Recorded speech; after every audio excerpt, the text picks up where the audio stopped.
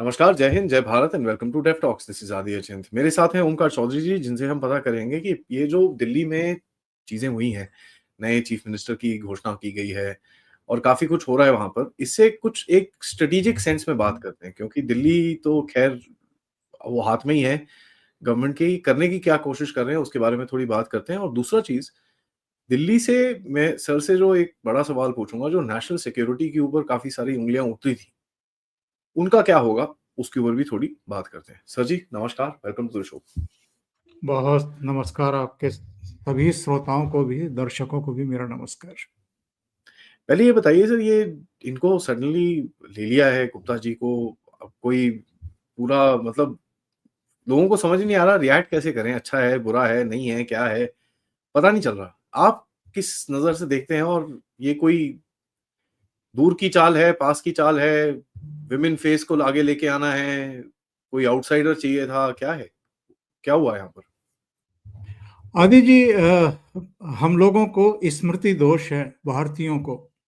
15 अगस्त को प्रधानमंत्री नरेंद्र मोदी ने लाल किले की प्राचीर से देश को संबोधित करते हुए एक आह्वान किया था।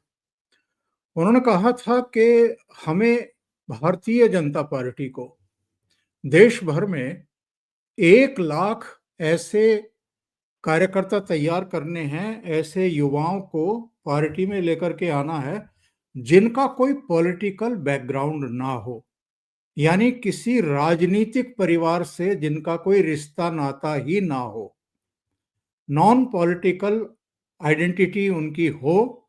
ऐसे लोगों को हमें आगे लेकर के आना है।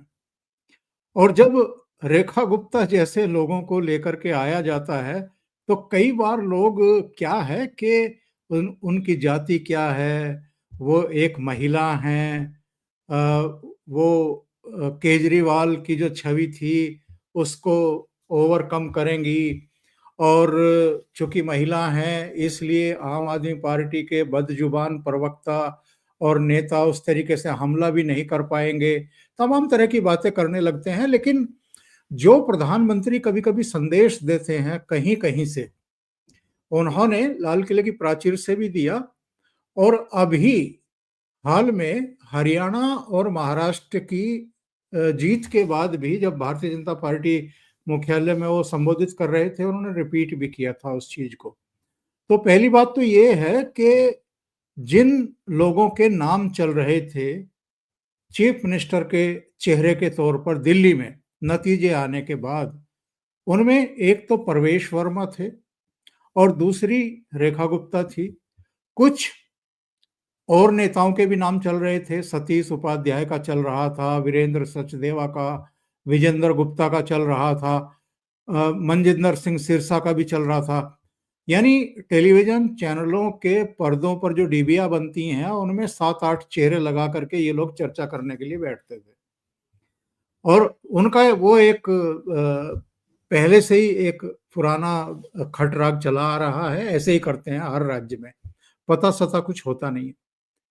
तो रेखा गुप्ता का नाम जरूर चल रहा था, लेकिन कोई सीरियसली उनके नाम पर विचार कर ही नहीं रहा था, क्योंकि हम लोग, क्या है कि जो एक परंपरागत रवायतें चली आ रही हैं खास तौर से कांग्रेस के टाइम से, उसमें हम खानदान ढूंढते हैं कि बैकग्राउंड किसका क्या है। और फिर ये सोचने लगते हैं कि अगर ये साहब सिंह वर्मा का बेटा है जो दिल्ली के मुख्यमंत्री रह चुके हैं और केंद्र में मंत्री भी रह चुके हैं, जाटों पर बड़ा प्रभाव है जी इस परिवार का, तो प्रवेश वर्मा का नाम लेकर के फिर अपना वो बैंड बाजा और ढोल ढपाड़े बजाने शुरू कर देते हैं कि प्रवेश वर्मा के ही चांस ज्यादा है। लेकिन जो खास तौर से जब से नरेंद्र मोदी प्रधानमंत्री बने हैं, तब से जो चयन की प्रक्रिया है, एक तो बहुत गोपनीय है। दूसरी बात यह है कि वो बीजेपी के जो आम कार्यकर्ता हैं, खास नहीं, जो आम कार्यकर्ता हैं और जिनके चेहरों से कोई एज सच परिचित भी नहीं होता है, बस वो नीचे से काम करते हुए आ रहे हैं, दरी बिछाने से लेकर के पोस्टर चिपकाने तक और रैलियों में भीड़ इकट्ठा करने तक, ऐसे किसी एक आदमी को उठाते हैं और चीफ मिनिस्टर बना देते हैं। छत्तीसगढ़ इसका उदाहरण है। मध्य प्रदेश इसका उदाहरण है, राजस्थान इसका उदाहरण है, कई स्टेट, उड़ीसा आप ले लीजिए, कई ऐसे आम चेहरों को, कार्यकर्ताओं को जिनकी कोई अपनी एज सच आइडेंटिटी नहीं थी, उनको उठा करके चीफ मिनिस्टर बना दिया और एक मैसेज देने की कोशिश की।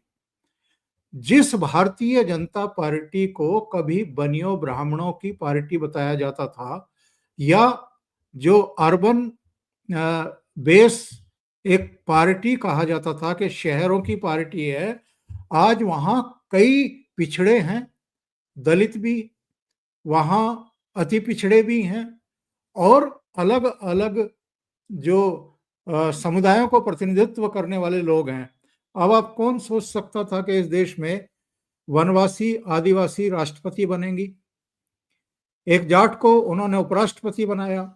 इससे पहले जो राष्ट्रपति थे रामनाथ कोविंद, वो दलित थे, कानपुर के पास उन्नाव के। इसी तरीके से अलग अलग राज्यों में आप अगर देखें तो वो आदिवासियों को, पिछड़ों को, सवर्णों को, और इन जातियों में भी हरियाणा में देखें तो नायब सैनी को बना दिया, उत्तर प्रदेश में योगी आदित्यनाथ को बना दिया, उत्तराखंड में धामी साहब को बना दिया। अलग अलग राज्यों में अलग अलग जातीय समूह को, वर्गों को प्रतिनिधित्व देकर के इस पार्टी का बड़ा विस्तार किया है। अब आते हैं रेखा गुप्ता पर। रेखा गुप्ता के जो दादाजी हैं मणिराम, वो हरियाणा के जींद जिले में एक जुलाना पड़ता है, जहां से वो विनेश फोगाट विधायक है इस समय कांग्रेस की। जुलाना से इनका परिवार आता है। इनके पिताजी एक बैंक में जब मैनेजर बने 70 के दशक में, तो वो दिल्ली शिफ्ट हुए। ये लोग भी दिल्ली में ही पैदा हुए, रेखा गुप्ता और इनके भाई वगैरह, और यहीं इनकी स्कूलिंग और उच्च शिक्षा सब कुछ जो दिल्ली यूनिवर्सिटी है उसी की स्टूडेंट विंग से इनके करियर की शुरुआत हुई। बाद में जो अखिल भारतीय विद्यार्थी परिषद है भारतीय जनता पार्टी का, एबीवीपी जिसको बोलते हैं, ये उसकी पदाधिकारी बनी। फिर ये भारतीय जनता पार्टी की पदाधिकारी बनती गई। फिर ये पार्षद का चुनाव लड़ी और जीती। 2015 में करीब 10,000 वोटों से चुनाव हार गई थी विधानसभा का, और 2020 में करीब 4,500 वोटों से हार गई थी चुनाव। लेकिन बीजेपी को इन पर, इनकी मेधा पर और इनके कामकाज पर, इनके चेहरे पर विश्वास था।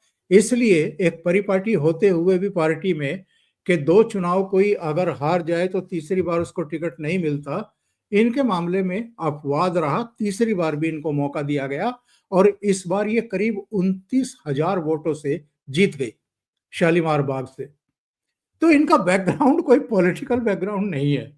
इनके दादाजी, इनके पिताजी या इनका जो ससुराल है, इनके पति एक बिजनेसमैन है, तो इनका कोई पॉलिटिकल बैकग्राउंड नहीं है। उस हेतु प्रधानमंत्री ने जो कहा था, और दूसरी बात, जिनका आरएसएस से जुड़ाव है और अखिल भारतीय विद्यार्थी परिषद, जो भारतीय जनता पार्टी की नर्सरी जिसको मैं बोलता हूं, स्टूडेंट लेवल से ही जो भारतीय जनता पार्टी की और आरएसएस की आइडियोलॉजी को एक्सेप्ट करके आगे बढ़ते हैं, निचले स्तर से काम शुरू करते हैं और ऊपर तक आते हैं, एक तरीके से एबीवीपी को इन्होंने मान्यता दी है।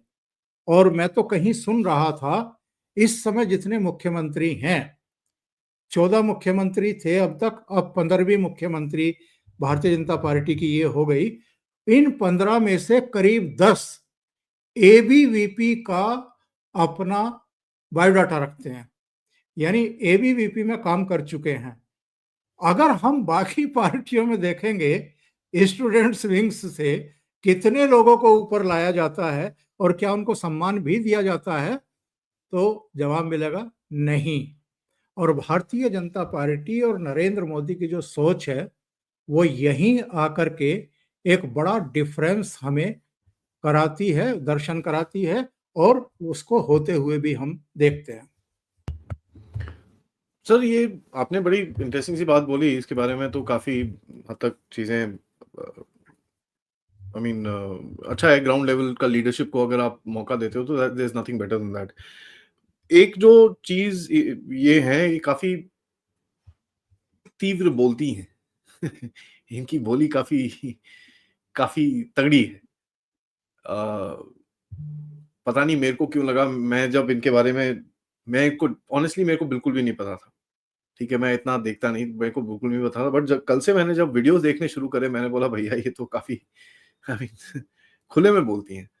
तो आपको as far as law and order जो दिल्ली में दिखता है और जिस तरह से चीज़ें होती हैं, यूनिवर्सिटीज़ के अंदर और सड़कों पे इस तरह जिस तरह चीज़ें चल रही हैं आज, एंड आप वहीं पर हो, तो आपको तो ज़्यादा पता होगा इसके बारे में। आप कैसे देखते हैं कि ये क्या करेगी? बिकॉज़ दिल्ली पुलिस है, there is no question, but जब तक आपका चीफ मिनिस्टर, अब जो भी कह लो सर, चीफ मिनिस्टर के पास बहुत पावर्स होती हैं, बहुत टेढ़े-मेढ़े काम करने के तरीके होते हैं। तो आपको कैसा दिखता है कि ये जो अराजकता फैलाई जाती थी दिल्ली के अंदर, खैर दिल्ली तो अब वो बोलते हैं ना सराउंड हो चुका है। तो उसके बाद भी दिल्ली में कुछ ना कुछ होता था। आपको क्या लगता है क्या होगा आगे सर?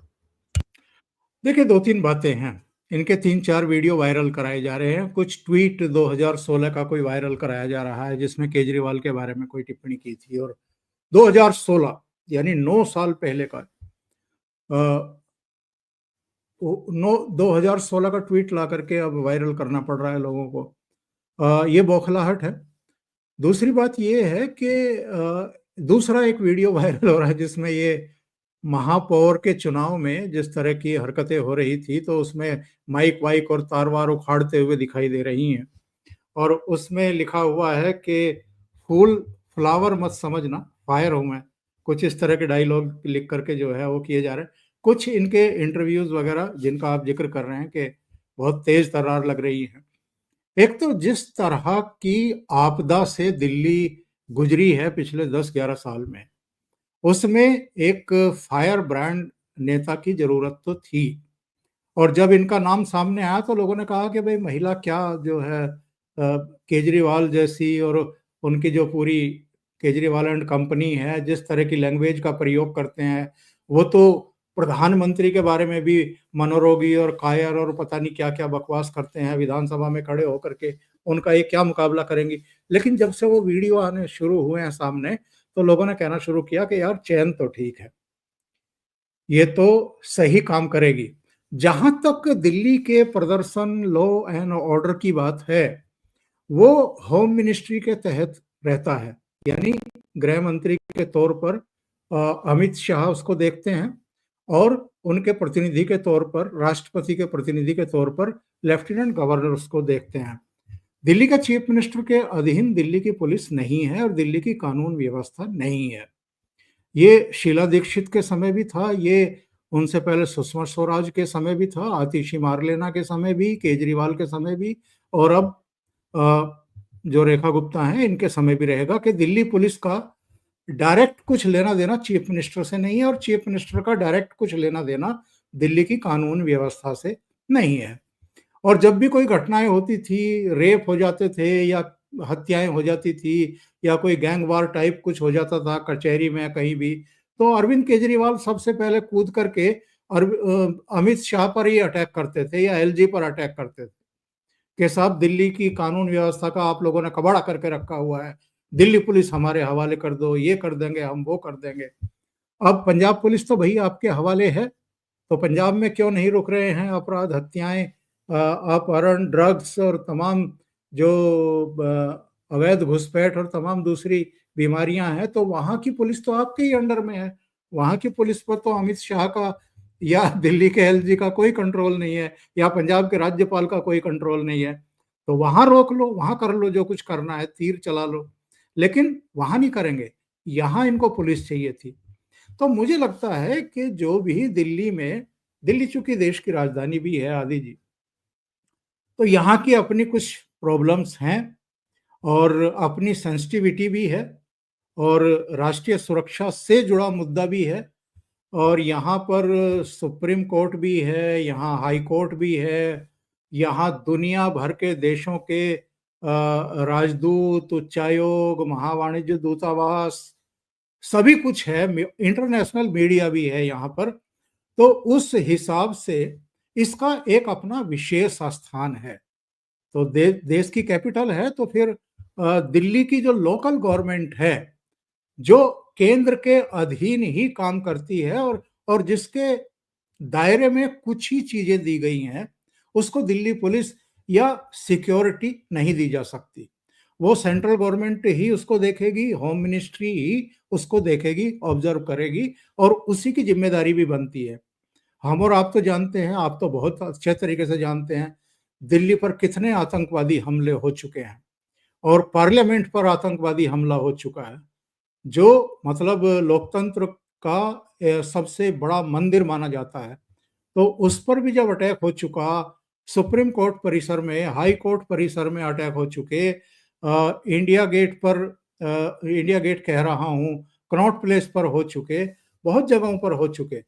तो ऐसे में ठीक है, 2014 के बाद पठानकोट के आगे आतंकवादी नहीं घुस पाए, उनको वहीं न्यूट्रलाइज किया गया है, और देश के किसी भी हिस्से में कोई बड़ी आतंकी वारदात पिछले करीब करीब 10-11 साल से हमने नहीं सुनी है।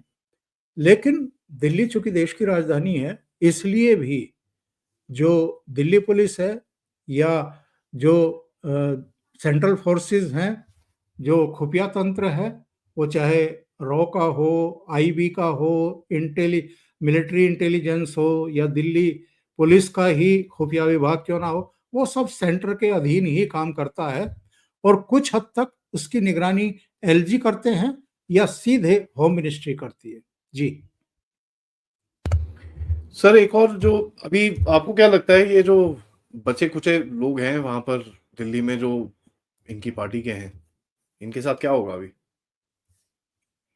देखिए, अरविंद केजरीवाल, मनीष सिसोदिया, सत्येंद्र जैन, संजय सिंह और इनके कई दूसरे एमएलए और पूर्व मंत्री अलग अलग मामलों में वो आरोपी हैं।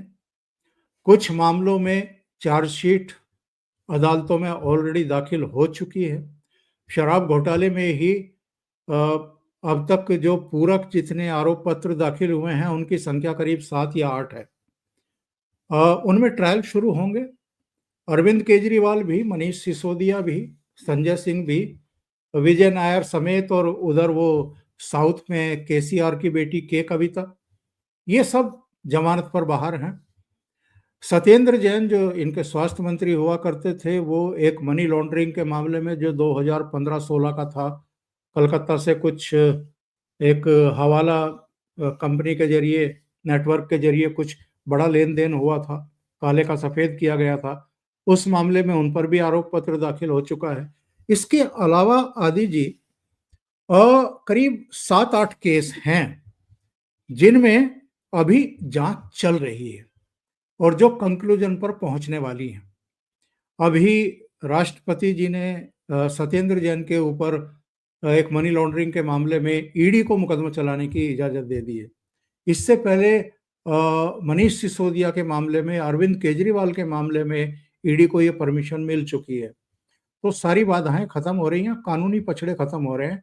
अब ट्रायल शुरू होंगे और सजाएं मिलनी शुरू होगी अगर सरकार, ईडी, सीबीआई इनको दोषी सिद्ध कर देती है प्रमाणों के साथ, और जो उस समय की परिस्थितियां हैं उनको, और जो मनी ट्रेल है उसको देखते हुए। और जो दूसरे मामले हैं, बस खरीद घोटाला है, स्कूलों में भवन निर्माण का, कक्षाओं के निर्माण का मामला, जिसमें कक्षाओं के रूम के नाम पर टॉयलेट बना दिए गए थे, वो घोटाला है। बसों में पैनिक बटन लगाने का घोटाला है, मार्शल तैनात करने का घोटाला है, विज्ञापन का मामला है, जल बोर्ड का 78,000 करोड़ का घोटाला है। ऐसे कुल मिलाकर के 8-9 घोटाले हैं। तो इनकी लंबी रेल बनने वाली है, लंबी रेल बनने वाली है। और मैंने तो अपने एक प्रोग्राम में करीब 2-2.5 महीने पहले कह दिया था कि अरविंद केजरीवाल के राजनीतिक जीवन का अंत होने जा रहा है। बड़ा रिस्क होता है किसी पॉलिटिशियन के बारे में इस तरह की घोषणा कर देना, लेकिन मुझे लगता है कि बहुत जल्दी सफलता की सीढ़ियां चढ़ने के फेर में इन्होंने बहुत बड़ी गलतियां कर दी हैं, बहुत बड़ी गलतियां कर दी हैं।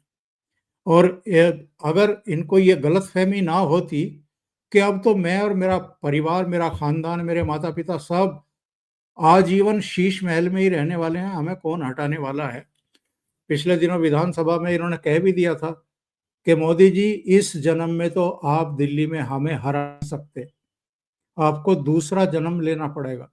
एक बार एलजी पर चिल्लाते हुए कह दिया था घमंड में कि ये एलजी कौन होता है, ये कोई हमारा मालिक है, दिल्ली के मालिक हम हैं। इस तरह की लैंग्वेज का प्रयोग विधानसभा में खड़े होकर के पुलवामा और उड़ी की घटना के बाद इन्होंने प्रधानमंत्री नरेंद्र मोदी को कायर और मनोरोगी कहा था। तो इस तरह की लैंग्वेज का प्रयोग जब आप सदन में खड़े होकर के, और किस लिए कहते हैं सदन में, ये बाहर प्रेस कॉन्फ्रेंस में तो कह नहीं सकते, क्योंकि आपके खिलाफ कोई ना कोई मुकदमा कायम कर देगा कि आपने प्रधानमंत्री की मानहानि की, क्योंकि सदन में आपको इम्यूनिटी मिली हुई है, इसलिए आप इस तरह की बकवास कर देते हैं। लेकिन अब तो वो मौका भी नहीं मिलेगा, क्योंकि ये तो विधानसभा का चुनाव भी हार गए, तो विधानसभा में तो अब जा भी नहीं पाएंगे। यानी जिस सदन का आपने मिसयूज किया है, दिल्ली की जनता ने आपको इस लायक भी नहीं छोड़ा कि आप उस सदन में प्रवेश भी कर सके। तो कुर्सी गई, सत्ता गई, सरकार गई, शीश महल गया, पोजीशन गई, विधायकी भी गई, और अब कहां जाएंगे ये सबको दिखाई दे रहा है। वो कहाँ है सर?